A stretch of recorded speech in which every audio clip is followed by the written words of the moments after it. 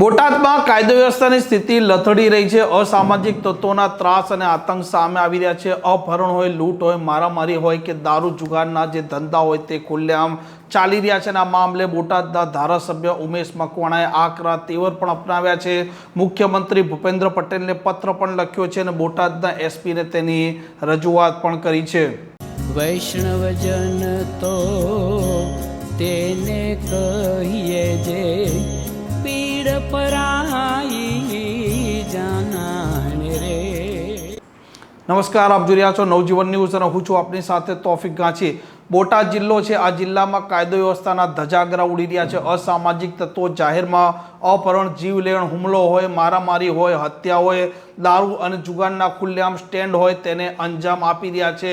અને આ બોટાદ જિલ્લાની પોલીસ છે તે અસામાજિક તત્વોના સામે કેમ કોઈ કાર્યવાહી ઠોસ નથી કરી રહી, આવા સવાલો ઊભા કર્યા છે ધારાસભ્ય ઉમેશ મકવાણાએ। અને જે પ્રકારે આતરગરાના જે કોળી સમાજના આગેવાન અને સરપંચ છે બાપભાઈ સાકરિયા, તેમના પર પણ જે પ્રકારનો તેમના પરિવાર પર જીવલેણ હુમલો થયો અને અસામાજિક તત્વો પર હજુ સુધી કોઈ પણ પ્રકારની ઠોસ કલમ નથી લાગી અને તેમની ધરપકડ નથી થઈ। આ મામલે ધારાસભ્ય આકરા તેવર પણ અપનાવી રહ્યા છે અને તેમણે મુખ્યમંત્રી ભૂપેન્દ્ર પટેલને પત્ર લખ્યો છે। ગૃહમંત્રી હર્ષ સંઘવી અને ડીજીપી વિકાસ સહાયને તેની નકલ પણ મોકલી છે અને બોટાદ જિલ્લાના જે પોલીસવાળા છે તેમને પણ આજે તેમણે રૂબરૂ તેમના કોળી સમાજના આગેવાનો સાથે મળી રજૂઆત કરી છે।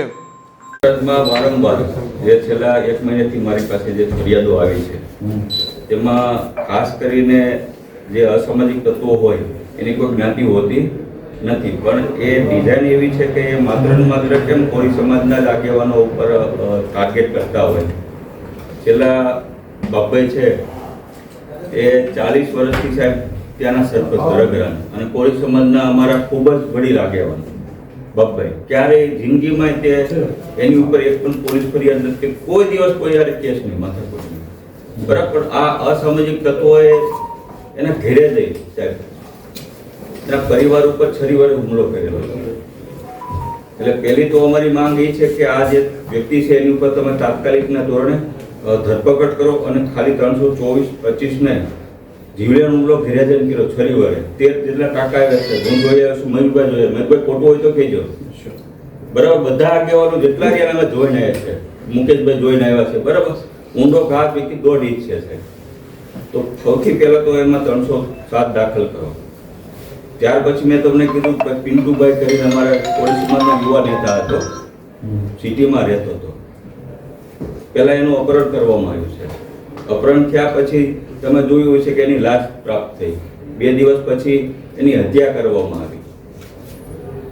લાઠીદરમાં અમારો કોળી સમાજનો એક યુવા સરપંચની ચૂંટણી લડતો હતો, કાંઈ કારણો વગર એને ચૂંટણીના બીજે જ દિવસે એને મારમાં આવ્યો। પરસોત્તમભાઈ, આ એક તરગરાની ઘટના નથી, વારંવાર સાહેબ અમારે બોટાદના અલગ અલગ ગામોમાં આગેવાનો જે કોળીના આગેવાનો છે ને એની ઉપર જ આવા ટાર્ગેટેડ હુમલા થાય છે। આમાં ધારાસભ્યનું કહેવું છે કે બોટાદ જિલ્લો અને તેમના મત વિસ્તારમાં અસામાજિક તત્વો ખુલ્લેઆમ દારૂ અને જુગારના સ્ટેન્ડ ચલાવી રહ્યા છે। પોલીસ ક્યાંક ને ક્યાંક આવા તત્વો પર કાબુ નથી કરી રહી અને જે પ્રકારે અપહરણની વાતો કરો કે પછી કોળી સમાજના જે આગેવાનો પર જે પ્રકારના હુમલા થઈ રહ્યા છે તે ખૂબ ચિંતાજનક છે। આ ધારાસભ્ય પોલીસના સામે જ હવે એક પછી એક હુમલા બોલાવવાની શરૂઆત કરી છે। આ પ્રકારના સમાચાર, પ્રકારના અહેવાલ માટે નવજીવન ન્યૂઝ ચેનલ જોવાનું ને સબસ્ક્રાઇબ કરવાનું ભૂલતા નહીં। નમસ્કાર।